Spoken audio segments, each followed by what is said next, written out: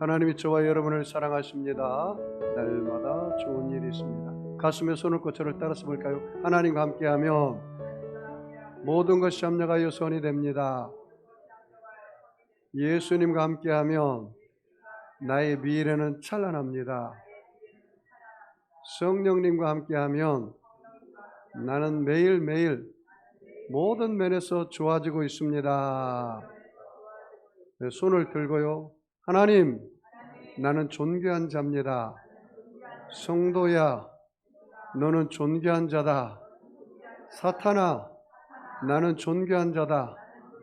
예수 이름으로 명하노니 물러가라, 물러가라, 물러가라. 여러분은 존귀한 자처럼 생각하고, 존귀한 자처럼 꿈꾸고, 존귀한 자처럼 믿고, 존귀한 자처럼 말하고, 존귀한 자처럼 행하면 모두 다 어떤 사람이 되죠? 존귀한 사람이 됩니다. 우리 옆 사람은 인사하겠습니다. 사랑하며 섬기겠습니다. 사랑하며 섬기겠습니다. 오늘 저는 예수님의 거룩한 습관 17번째 시간으로 예수님의 위로라는 제목으로 함께 은혜를 나누겠습니다. 따라서 볼까요? 예수님의 위로. 제가 한 번은요, 그 예배를 인도하려고 남성 예배를 갔습니다.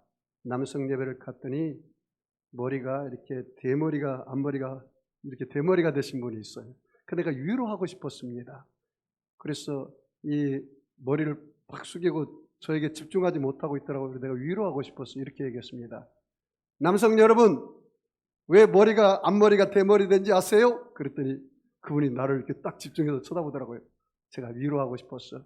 그것은 다름이 아니라 하나님께서 밤마다 사랑하는 종아 내가 널 사랑한다 이렇게 쓰다듬어 줘서 앞머리가 대머리가 됐습니다.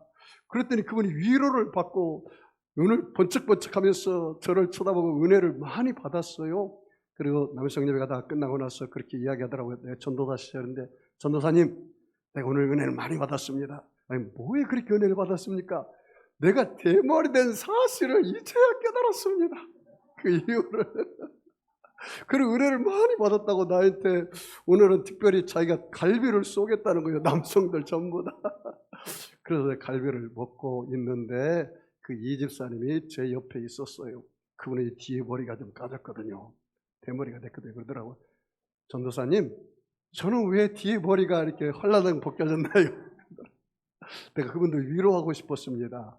내가 이제 이렇게 위로하고 싶었어요. 그것은 밤마다 저녁마다 쓰다듬어서 앞머리가 까진 것처럼 새벽마다 아침마다 일어날 때 하나님 여기 뒷머리를 만져줘서 뒷머리가 벗겨진 겁니다. 이렇게 말을 하려고 했더니 이 김집사가 이야기를 하는 거예요. 이 집사, 당신 그것도 몰라? 주일을 가끔 빼먹지. 그 다음에 남성 예배도 가끔 빼먹지. 그래서 말 안 들어서 밤마다 하나님이 당신 뒤통수를 때려서 그렇게 된 거야. 이렇게 이야기하더라고요. 깜짝 놀랐습니다. 이야, 사람마다 이렇게 적용이 다르구나. 우리 옆 사람 한번 인사할까요? 하나님이 당신을 볼 때 기뻐하십니다. 좀 위로가 되나요? 이렇게 무더위에, 살인적인 더위에 올해처럼 이렇게 더위가 있은 적이 없다고 합니다. 이 살인적인 더위에 여러분이 이렇게 온라인 예배로 또 오프라인 예배로 이렇게 나와서 예배드린 여러분이요, 하나님의 위로가 저와 여러분에게 충만하기를 축복합니다. 위로가 넘쳐납니까? 여러분, 지금 전 세계가 지구온난화로 불법 더위로 말이 아닙니다. 우리나라만 해도요, 이 폭염으로 말미암아 20명 이상이 생명을 잃었다고 합니다. 얼마나 이게 큰일입니까? 지금 온 세상이 한탕주의로 돈이 최우선 가치가 되어버렸습니다. 그래서 상대적인 박탈감과 비교의식으로 묻지마 칼부림이 일어나고 있어요. 그 정유정이라는 사람, 여러분 과외 앱을 통해서 처음 만난 20대 여성을 흉기로 살해했잖아요. 왜 죽였느냐? 이렇게 물어보니까 이렇게 이야기를 했어요. 내가 이 세상에서 가장 불쌍하다고 생각했다는 거예요. 그래서 같은 또래 여성을 죽였다는 거예요. 아무 이유 없이. 신림역에서 무차별 흉기 사건으로 20대 남성 1명이 숨지고 또 5명이 다치게 했잖아요. 왜 그런 일을 했느냐 물어봤더니 이렇게 대답을 했어요. 그 조선이라는 젊은 이름을 가진 사람이, 내가 불쌍하게 살기 때문에 남들도 불행하게 만들고 싶었고 비슷한 또래 남성들에게 열등감을 느껴서 그렇게 했다, 그 말이에요. 자기는 열등감과 비교심에 꽉 잡혀가지고 다른 사람들이 행복하게 사는 걸 도저히 눈뜨고 못 봐서 묻지마 칼부림을 했다는 거예요.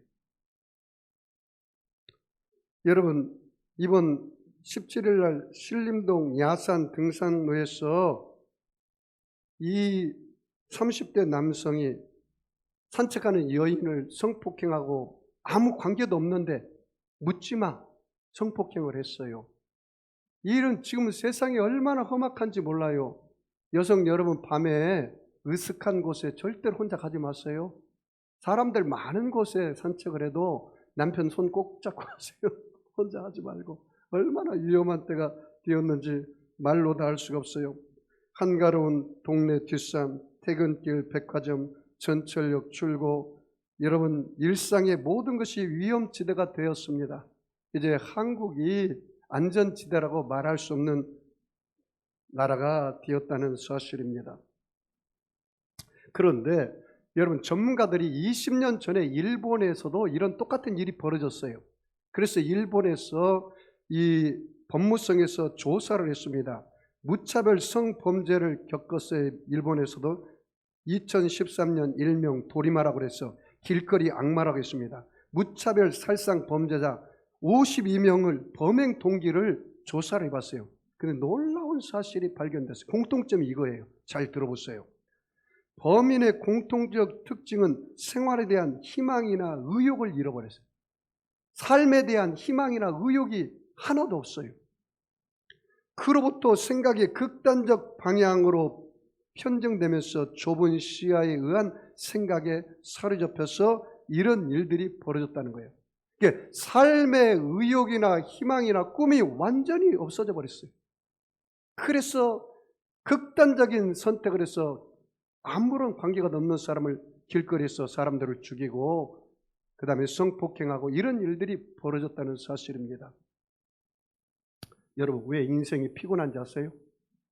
왜 인생이 마음의 절망과 낙심이 다가온지 아세요? 왜 인생의 꿈이 사라진지 아세요? 가장 근본적인 원인은요, 죄의 문제입니다. 죄의 문제.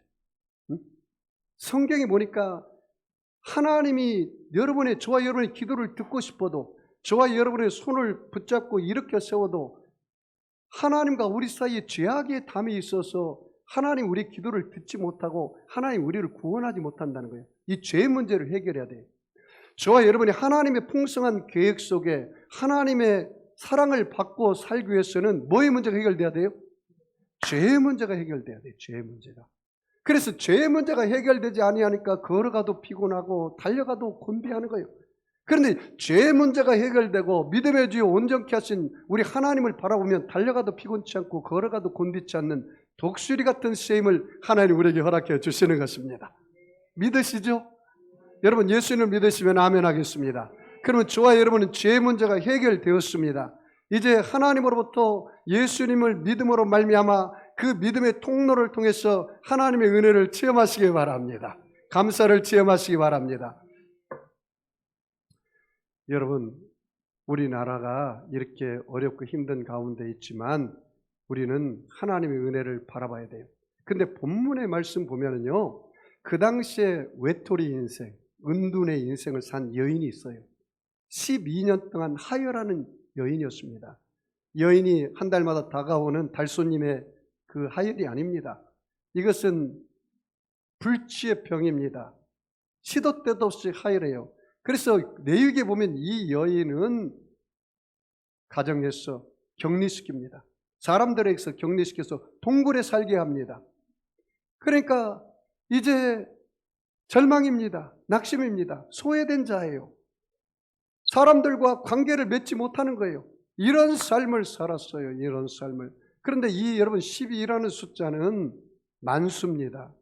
그래서 이 12년 동안 가진 재산을 가지고 이 병원 처병원, 한약, 양약, 그 다음에 민간요법을 다 동원했어요. 그런데 시간이 가면 갈수록 병이 나아야 하는데 더 악해져가지고 이제는 가진 재산을 다 날려버렸어요. 쉽게 말하면 지금으로 암이나 그런 불치의 병을 가져가지고 재산을 다 날렸어요. 이제는 12년 동안 그 병치료하다가 온갖 재산을 다 날려가지고 이제는 병원도 못 가요. 이제는 죽을 날만 기다리는 거예요. 그런 여인이었습니다. 여러분, 우리나라에 한국 이 대도시의 서울과 우리나라에 은둔형 청소년이 얼마나 많은지 아세요? 사회생활 할 수가 없어요. 절망 가운데 있어요. 낙심 가운데 있어요. 이런 사람들이 너무나 많다는 거예요. 이런 여인이었습니다. 오늘 한번 볼까요? 25절 같이 읽습니다. 12해를 혈루증으로 알아온 한 여자가 있어. 그 12해라는 단어를 줄쳐볼까요? 12년을 혈루증으로 알아서 온 여자가 있었습니다. 자, 26절이요. 같이 읽을까요? 많은 의사에게 많은 괴로움을 받았고 가진 것도 다 허비하였으니 아무 효임도 없고 도리어 더 중하여던 차에. 여기 보세요. 많은 의사에게 많은 괴로움을 받았어요. 의사를 한두 번 찾아간 게 아니라 많은 의사를 찾아갔어요. 그리고 치료를 받았어요. 그런데 나갔어요, 안 나갔어요? 안 나갔고 어떻게 됐어요? 보세요. 아무 효험도 없고 가진 것도 다 이제 낭비해버렸어요. 다 써버렸어요. 가진 돈도. 그리고 어떻게 됐습니까? 도리어 더 중하게 되었어요. 도리어 더 아프게 되었어요. 이제는 돈을 다 날려버렸기 때문에, 가진 것 날려버렸기 때문에 이제는 어떻게 할 수가 없어요. 병원도 못 가요. 약 살 손도 없어요. 그런 완전히 절망이에요. 그리고 사람들로부터 격리돼서 이렇게 살았기 때문에 완전히 소외된 인생이에요. 지금으로 말하면. 그러니까 이걸 비교의식이나 열등감을 가지면 이제는 자살밖에 남은 길이 없어요. 이왕 이렇게 사느니 깨끗하게 자살하고 말자. 이렇게 극단적으로 선택할 수 있는 여인입니다. 우리나라에 그런 일들이 얼마나 부지기수로 많습니까? 응? 월세를 내지를 못했어. 그리고 또 이 가난에 대대로 내려온 가난 때문에 이 가난을 이기지 못했어. 자살하는 사람들이 얼마나 많이 있습니까? 정말 안타까운 사실 아닙니까? 이 여인도 그런 입장이 되었다는 말이죠. 자, 27절 같이 읽습니다. 예수의 소문을 듣고 무리 가운데 끼어 뒤로 와서 그의 옷에 손을 대니. 그 소문이라는 단어 줄쳐볼까요? 소문.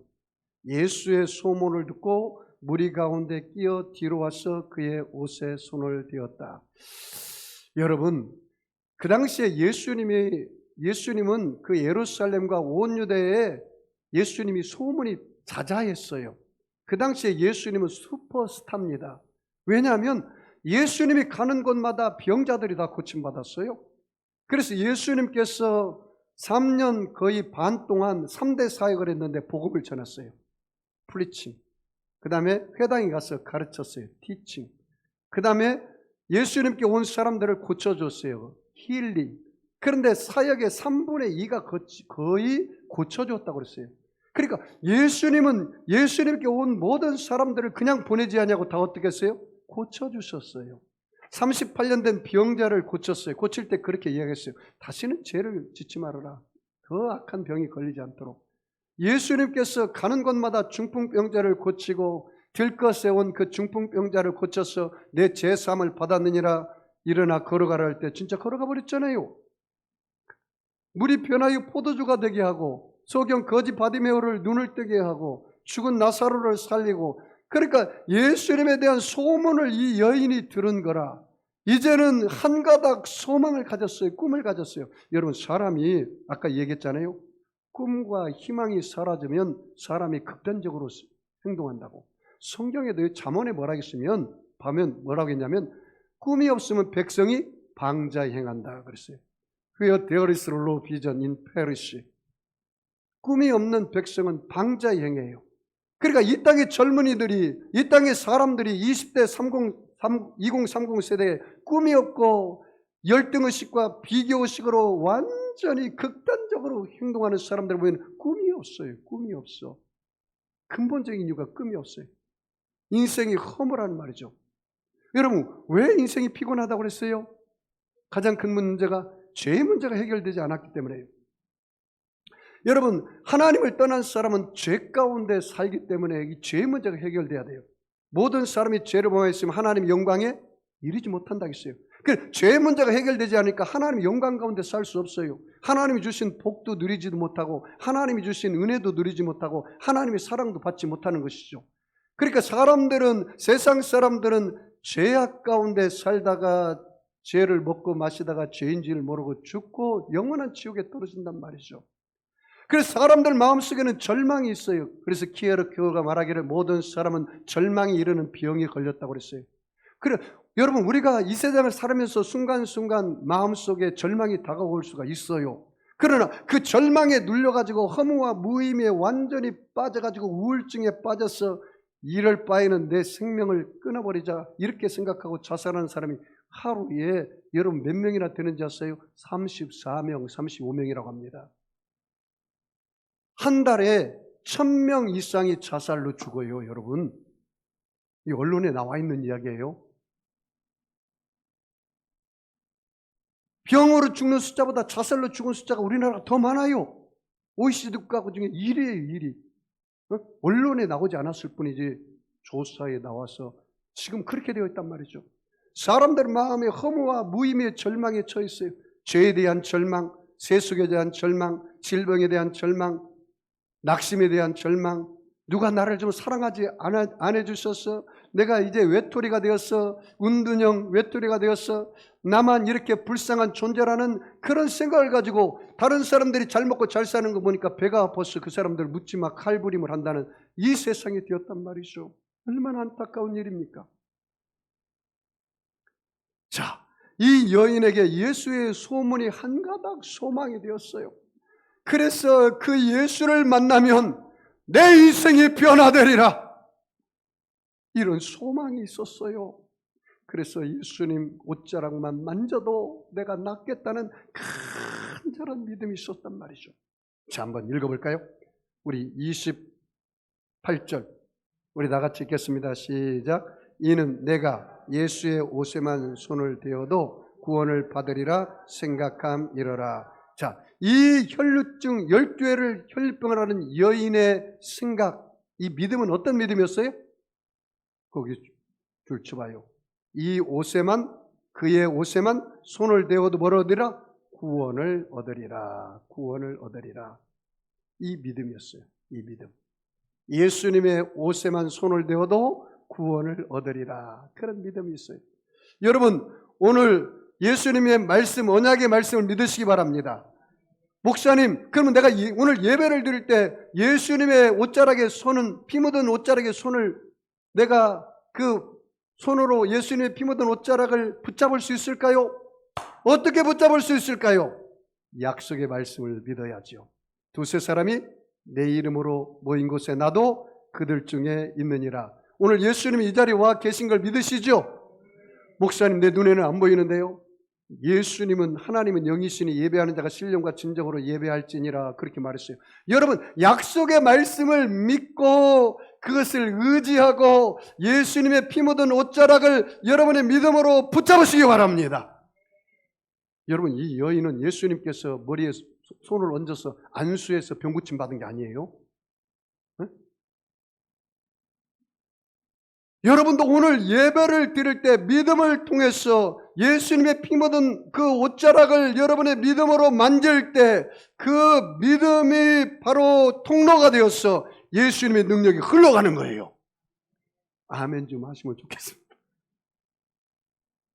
다시 한번 해보겠습니다. 여러분의 믿음의 손으로 예수님의 피 묻은 옷자락을 만질 때 예수님의 능력이 흘러가서 기적이 일어납니다. 아멘이시죠? 여러분, 오늘 예수님의 위로를 받기를 원해요.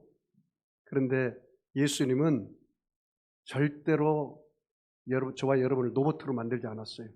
저와 여러분을 꼭두각시로 만들지 않았어요. 여러분의 자유의지를 인정하는 거예요. 그래서 믿음에는 지적인 믿음이 있어야 돼요. 예수님에 대한 소문을 듣고 알아야 돼요. 뭘 알아야 돼요? 예수님을 만나면 내 병이 고침받고 내가 구원받는다. 그래서 로마서 10장 17절에 믿음은 들음에서 하며 들음은 그리스도의 말씀으로 말미암느니라. 할렐루야. 말씀을 듣고 말씀을 알아야 무슨 믿음이 생겨요? 지적인 믿음이 생겨요. 지적인 믿음. 내가 지적인 믿음이 생겼으면 이제는 정서적인 믿음이 있어야 돼요. 그래서 예수님의 말씀을 듣고 내가 감동을 받고 성령의 역사를 다가오는 것을 내가 감동을 받아서 성령의 터치함을 느껴야 돼요. 성령의 터치함을. 예수님께서 이 여인이 터치한 것을 느꼈거든요. 여러분도 예수님의 옷을 터치해야 돼요. 믿음으로. 이것이 바로 여러분이 정서적인 믿음이 성령 역사가 일어나게 해야 돼요. 그 다음에 의지적인 믿음으로 여러분이 믿음을 통해서 가만히 앉아있지 말고 내가 믿었으면 그 믿음대로 행해야 돼요. 그래야 뭐가 일어나요? 기적이 일어나는 거예요. 기적이. 자, 볼까요? 자, 28절 다시 읽어보겠습니다. 이는 내가 그의 옷에만 손을 대어도 뭘 얻으리라? 구원을 받으리라 생각함이니라. 그 믿음으로 예수님의 옷에 손을 대었단 말이죠. 자, 29절 같이 읽습니다. 이에 그의 혈육 근원이 곧 마름에 병이 나은 줄을 몸에 깨달으니라. 여러분, 안수에서 났나요? 누구의 믿음으로 났나요? 이 여인의 믿음을 통해서 이 여인의 병이 나았어요. 하혈하던 게 그냥 끝나버렸어요. 깨끗하게 말랐어요. 이 여인이 그걸 느낀 거예요. 느낀 거예요. 순간적으로. 그런데 이 여인이 어떻게 하다 그런 일이 벌어졌느냐? 이 말이죠. 여인 편에서는 내가 믿음으로 예수님의 옷자락만 손을 얹어도 만져도 내 병이 나을 거라는 믿음이 있었어요. 두 번째 원인이 있어요. 그 원인이 그 다음 구절에 설명하고 있어요. 자, 읽어볼까요? 30절 같이 읽습니다. 예수께서 그 능력이 자기에게서 나간 줄을 곧 스스로 아시고 무리 가운데 돌이켜 말씀하시되 누가 내 옷에 손을 대었느냐 하시니 거기 능력이라는 단어 줄쳐볼까요? 예수께서 그 능력이 누구에게 나갔어요? 자기에게 나갔어요. 이 병이 이 여인의 12년 동안 혈류병, 하혈하는 병이 어떻게 해서 고침받았죠? 누구의 능력으로요? 이 여인의 뭐를 통했어요? 믿음을 통했어요. 아, 내가 오늘 내가 병이 고침받으려면 내가 문제가 해결되려면 내 삶의 변화가 다가오려면 내 편에서는 뭐가 있어야 돼요? 믿음이 있어야 돼요. 믿음이 있어야 돼요. 여러분이 오늘도 예수님이 두세 사람이 모인 곳에 나도 그들 중에 있겠다고 말씀하신 예수님이 이 자리에 와 계십니다. 그러면 여러분을 그 예수님의 피 묻은 옷자락을 뭘로 만져야 돼요? 믿음으로 만지면 예수님의 능력이 뭐를 통해서 믿음의 통로를 통해서 예수님의 능력이 흘러가게 되는 거예요. 오늘 이게 핵심이에요. 네? 여러분, 우리 이 세상을 살아가는 여러분의 능력의 근원은 누구에게서 오는 거예요? 여러분의 치유의 능력은 누구에게서 오는 거예요? 여러분의 지혜의 능력은 누구에게서 오는 거예요? 여러분의 삶의 파워, 능력은 누구에게서 오는 거예요? 정말 믿으십니까? 그러면 그 예수님을 사랑하면 좋겠죠. 그 예수님을 의지하면 좋겠죠. 그 예수님을 신뢰하면 좋겠죠. 그 예수님을 전폭적으로 의지하고 순종하면 얼마나 좋겠습니까? 이 여인 편에서는요, 예수님을 향한 신뢰하는 믿음이 있었어요. 예수님을 향한 의지하는 믿음이 있었어요. 예수님을 향한 순종하는 믿음이 있었어요. 내가 물어볼게요. 여러분, 은행에다가 국민은행이나 여러분이 하나은행에 돈을 맡깁니까? 안 맡깁니까? 왜 맡겨요, 여러분? 은행을 신뢰하니까 맡기죠. 조그마한 무슨 은행들은 안 맡기잖아요. 신뢰를 못하니까. 여러분의 병을 누구에게 맡길 수 있어요? 정말이세요? 맡길 수 있어요? 여러분의 가정의 문제, 자녀의 문제, 사업의 문제, 물질의 문제, 질병의 문제 맡길 수 있어요? 정말이에요? 왜요? 하나님을 신뢰하니까, 하나님을 의지하니까, 하나님을 믿고 순종하고 따라가니까 여러분 손을 들어보세요. 예수님, 하나님, 내 수고하고 무거운 짐을 하나님께 맡깁니다. 이게 바로 믿음이에요. 하나님께 맡기는 거, 패스하는 거, 이게 믿음이에요. 믿음이 없으면 맡길 수 있어요, 없어요? 없죠. 자녀들이 엄마 아빠에게 어릴 때 다 맡기잖아요. 손을 딱 엄마 아빠에게 손을 맡기잖아요. 왜? 아빠는 힘이 세니까 이 도랑을 건너갈 때 딱 들어서 올려서 건너가게 할 줄 믿으니까 맡기는 거예요. 이 여인은 이제는 이판사판이야. 이제 죽을 마당에 이제 마지막 한 가닥 빛이 있었는데 이 예수님을 만나서 내 인생의 팔자를 고치는 거예요. 병을 고치는 거예요. 그때 완전히 전폭적으로 맡겨버렸어요. 왜? 예수님의 소문에 대한 듣고 믿음이 생긴 거예요. 그리고 완전히 맡겨버렸단 말이죠. 그래서 기적이 일어난 거예요. 자, 우리 한번 볼까요? 다시 30절 같이 읽을까요? 예수께서 그 능력이 자기에게서 나간 줄을 곧 스스로 뭐예요? 아시고라는 말을 붙여봐요. 예수님은 알았어요, 몰랐어요? 아셨어요. 보세요. 그 다음에 우리 가운데 돌이켜 말씀하시되 누가 내 옷에 손을 대었느냐? 이 말씀 보세요. 누가 내 옷에 손을 대었느냐? 알고 물어보는 거예요? 모르고 물어본 거예요? 알고 물어봤어요. 알고. 그런데 예수님의 제자들에게 물어봤더니 예수님의 제자들이 예수님이 모르고 물어본 줄 알고 엉뚱하게 대답을 해요. 야, 예수님! 아니, 이렇게 많은 사람들이 와가지고 예수님 옷자락에 만지기도 하고 또 뒤에서 밀어서 응급결에 만지기도 하고 그런데 이 많은 사람이 예수님의 옷자락에 손을 만졌는데 누구가 만졌다고 물어봅니까? 그 말을 해요. 그 다음 구절에 그렇게 나와 있어요. 자, 31절 같이 읽을까요? 제자들이 여짜오되 무리가 에워싸 미는 것을 보시며 누가 내게 손을 대었느냐 물으시나이까 하되 그봐요. 제자들이 그렇게 대봤어요. 예수님 뭐라고 합니까? 자, 32절 같이 볼까요? 예수께서 이 행한 여자를 보려고 둘러보시니 보세요. 예수님이 아셨다겠죠? 이 일 행한 여자를 뭐라고요? 보려고 둘러보시니 이 많은 사람들 중에서 유일하게 한 사람이 병이 고침받았어. 그 여인 12년 동안 혈류병 앓은 여인만 고침을 받았는데 누가 알았다고요? 예수님께서 아셔서 그리고 둘러보셨어요. 여러분 보세요. 그리고 나서 이 여인은 좀 소극적인 여인이었어요. 이 여인은 좀 수동적인 여인이었어요. 그래서 몰래 예수님 옷자락에 와서 손을 많은 사람이 만지는 가운데 만지고 고침받고 그냥 가고 싶었어요. 왜? 이 혈류병은 부끄러운 병이잖아요. 사람들에게 들통나면은 막 손가락질 당하고 구약에는 돌로 던져서 쳐서 죽이는 이 병이거든요. 그러니까 부끄럽죠. 난 부끄럽죠. 이 불치의 병인데 그래서 사람들에게 드러내고 싶지가 않았어요. 그냥 몰래 고침받고 가고 싶었어요. 그런데 예수님은 그것을 오픈하기를 원했어요. 커밍아웃 하기를 원했어요. 그런데요, 여러분, 우리나라에 예수 믿는 사람들 중에 많은 사람들이 007 비밀 요원처럼 예수 믿는 사람이 많아요. 직장에 가서 손해볼까 봐 예수 믿는다고 얘기하지 않아요? 연예인들이 좀 인기가 올라가면 예수 믿는 것 때문에 저기 봐야 인기가 떨어질까 봐 입 싹 닫아요? 사업할 때 내가 예수 믿는다고 하면은 장사가 안 될까 봐 예수 믿는 거 말하지 않아요? 그런데 오늘 예수님은 이 여인에게 커밍아웃 하기를 원했어요. 너가 내 옷자락에 손을 얹어서 낳은 것을 간증하고 전하기를 원했단 말이죠. 자, 그 말씀 볼까요?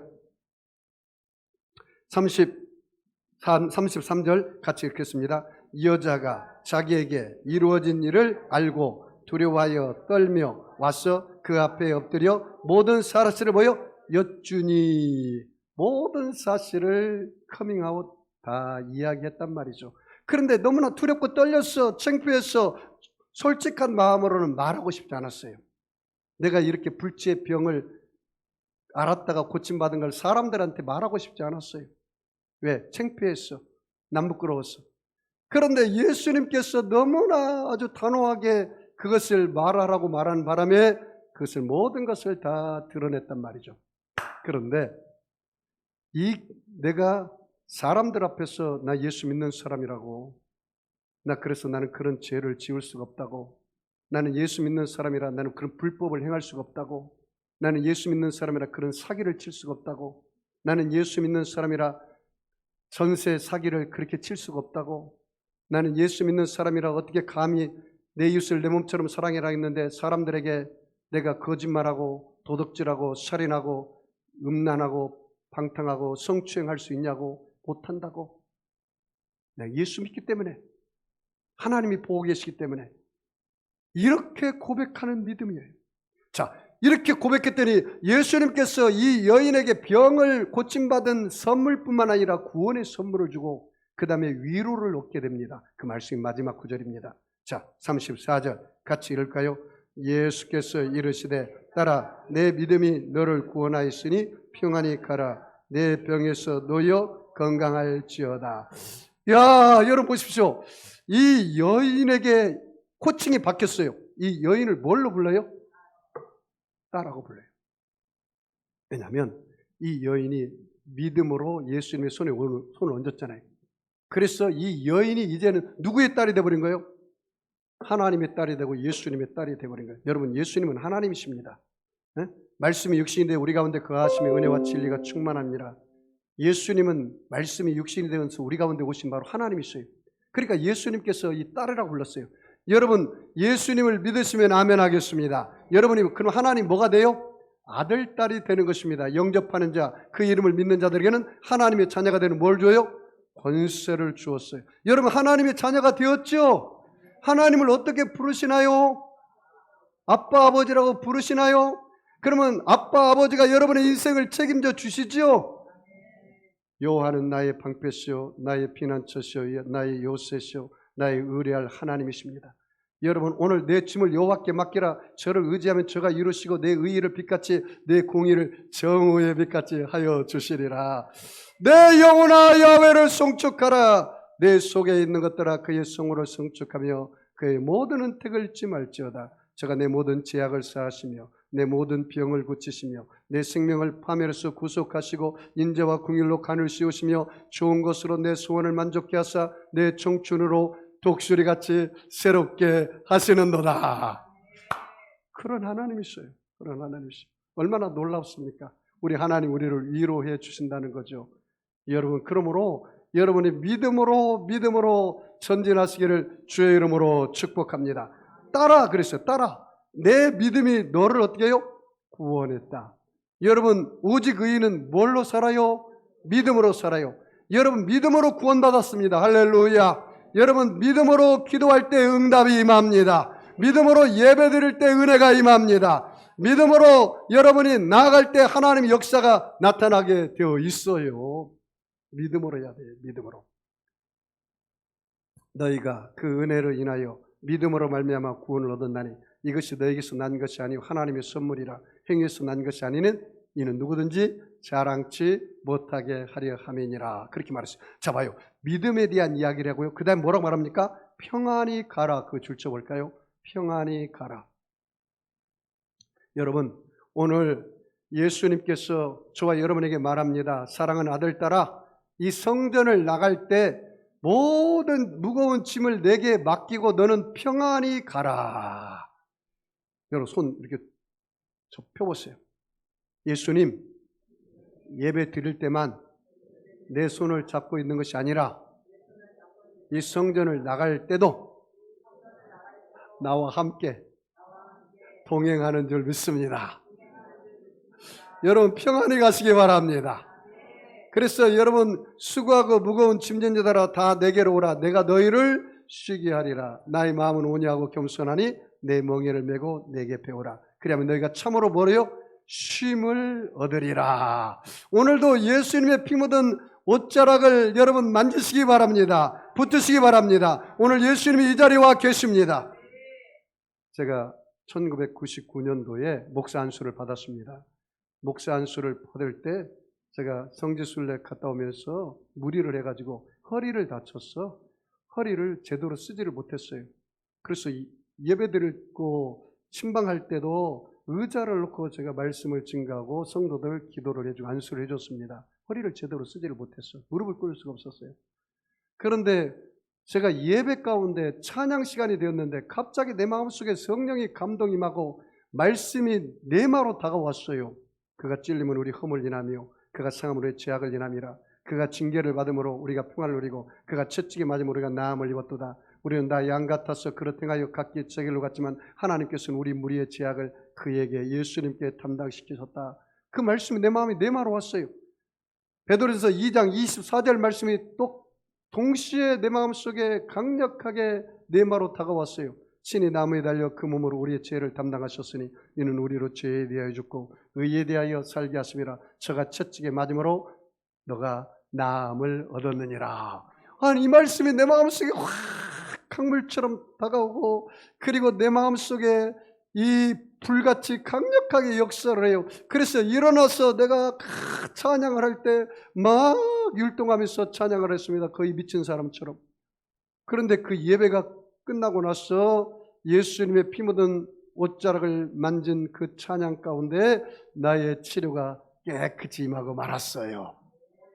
주의 보혈 능력이 있도다. 주의 피 믿어. 주의 보혈 그 어린 양의 매우 귀중한 피로다. 예수의 피가 우리를 모든 죄에서 깨끗하게 할 것이요, 만일 우리가 우리 죄를 자백하면 저는 미쁘시고 의로우사 우리 죄를 사하시며 우리 모든 불의에서 깨끗하게 하실 것이요. 여러분, 오늘도 믿음으로 예수님의 피 묻은 옷자락을 만지시기 바랍니다. 그리고 평안으로 나아가시기 바랍니다. 자, 그 다음에 예수님이 보너스로 주신 복이 이겁니다. 같이 읽어볼까요? 내가 내 병에서 놓여 건강할지어다. 거기 줄쳐 볼까요? 내 병에서 놓여 뭐라고요? 건강할지어다. 이 자기의 병 고침을 받은 것을 신앙 고백을 했더니 예수님의 위로를 받았어요. 여러분, 여기서 적용해 봅시다. 지금 이 나라 이 민족 가운데 은둔형 외톨이들이 그렇게 많아. 응? 마음의 열등감과 비교의식으로 내가 가장 불쌍하다고 생각하는 혈류병 12년 동안 병을 앓고 있는 많은 영적인 환자들이 많다고요. 그러면서 여러분의 옷자락을 붙잡아요. 나를 좀 도와달라고. 내 이웃에 그런 사람들이 많아요. 여러분이 선한 사마리아인이 되어야 하지 않겠습니까? 우리 주위에 그렇게 많은 사람들이 어려운 가운데 있는데 우리 교회가, 저와 여러분이 해야 할 일이 무엇입니까? 예수님의 여러분 제자 맞지요? 무리와 군중이세요? 예수님 제자 맞지요? 그러면 교회가, 저와 여러분이 그런 어려운 사람들을 보듬어주고 아픈 상처를 싸매어주고 사랑으로 돌봐줘야죠. 만약에 여러분 강도 만난 사람에게 바리새인처럼 대제사장처럼 남몰라고 지나간다면 그것은 예수님을 슬프게 하는 일입니다. 선한 사마리아인이 그것을 싸매어주고 약국에 데려가서 치료해주고 병원에 가서 치료해주고 또 돈이 들면 내가 돌아와서 그 병원비를 갚겠다고 했습니다. 교회가 그런 일을 해야 합니다. 저와 여러분이 그런 일을 해야 합니다. 지금 이 나라에 이렇게 혈유병 앓은 12년 동안 하혈하고 세상으로부터 격리되고 절망 가운데 있는 사람들이 얼마나 많이 있습니까? 교회가 예배만 드리고 기도만 한다고 해서 세상 사람들이 절대로 감동받지 않습니다. 선한 사마리아인이 되어야 하는 것입니다. 작은 예수가 되어야죠. 저와 여러분이. 그래서 그들을 위로해 줘야죠. 말로만 위로할 게 아니라 그들의 필요가 뭔지 알고 그들을 채워줄 줄 아는 그런 넉넉한 크리스찬이 되어야 하지 않겠습니까? 비크리스찬들이 종교에 대한 선호도를 조사했는데 불교가 32%, 가톨릭이 30%, 유교가 11%, 기독교가 6.8%, 그 다음에 샤머니즘, 그 다음에 이슬람이 3%, 2%예요. 유교보다도 더 신뢰를 못 얻고 있어요. 유교는 11%인데 기독교는 6.8%예요. 어쩌다가 이렇게 되었습니까? 너무나 007 비밀 요원으로 예수 믿는 사람이 너무나 많아. 그리고 또 커밍아웃 했는데 내가 예수 믿는다고 했는데 더 도덕적으로 윤리적으로 안 지키고 살아. 더 이기심이 많고 더 이기주의로 손해보지 않으려고 하고 더 아둥바둥 다투면서 쌈박질하고 그렇게 살고 있어요. 물론 거기에 이단과 사이비들이 많은 영향력을 끼친 것도 사실입니다. 그러나 정말 우리 예수 믿는 사람들이 바르게 살아야 돼요. 할렐루야. 크리스찬이기 전에 인간이 되어야 돼요. 오늘 이 혈액병 앓은 여인에게 뭐가 위로가 되었습니까?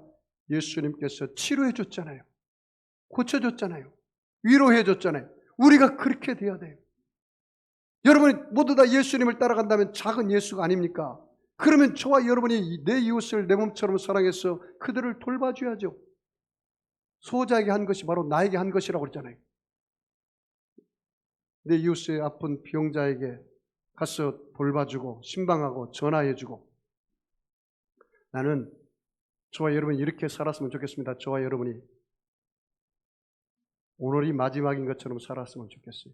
왜 죄를 짓는지 아세요? 영원히 살 것처럼 사니까 사람이 죄를 지어요. 선악과를 따먹으라고 할 때 사단이 배후에 들어가서 뭐라 하겠습니까? 아담과 하와에게 이것을 먹는 날에는 결코 죽지 않으리라. 결코 죽지 않을 것처럼 사는 것이 죄예요. 그럼 어떻게 살아야 합니까? 오늘이 마지막이라고 생각하고 살아야 돼요. 여러분 오늘 마지막이라고 생각하면 형제들과는 싸우고 그 원수 가운데 풀지 않고 살 수 있어요?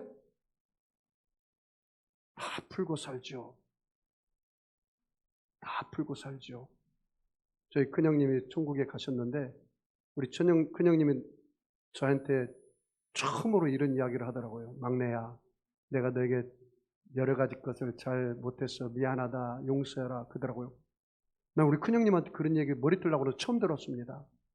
당신이 아파가지고 이제는 천국 갈 날이 멀지 않았어. 하나님이 그런 마음을 주신 것 같아요. 여러분이 오늘이 마지막이라고 생각하고 여러분이 다른 사람들을 사랑하시기 바랍니다. 마지막이라고 생각하고 감사하며 살기를 바랍니다. 오늘이 마지막 예배처럼 드리시기를 바랍니다. 오늘의 기도가 마지막 기도라고 생각하고 드리시기 바랍니다. 내 형제가, 내 남편이, 나의 아내가, 나의 자식이, 나의 성도들이 마지막이라고 생각하고 사랑하고 보듬어 주시기 바랍니다. 오늘 나의 예배가 마지막이라고 생각하고 예배하고 예배를 인도하고 여러분이 주님 앞에 산다면 얼마나 좋겠습니까? 사랑하는 성도 여러분, 목사님, 하나님은 나를 미워하시나 봐요. 내가 이 세상에서 가장 불쌍한 사람인 것 같아요. 이런 열등의식을 갖지 마세요. 비교의식을 갖지 마세요. 그런 내가 늘 여러분에게 이야기하지 않습니까? 나는 존귀한 자다. 나는 사랑받는 자다. 나는 보배로운 자다. 왜요? 나는 하나님의 자녀이기 때문에. 한번 따라서 해볼까요? 가슴에 손을 얹고 나는 하나님의 사랑받는 사람입니다. 나는 존귀한 자입니다. 나는 보배로운 자입니다.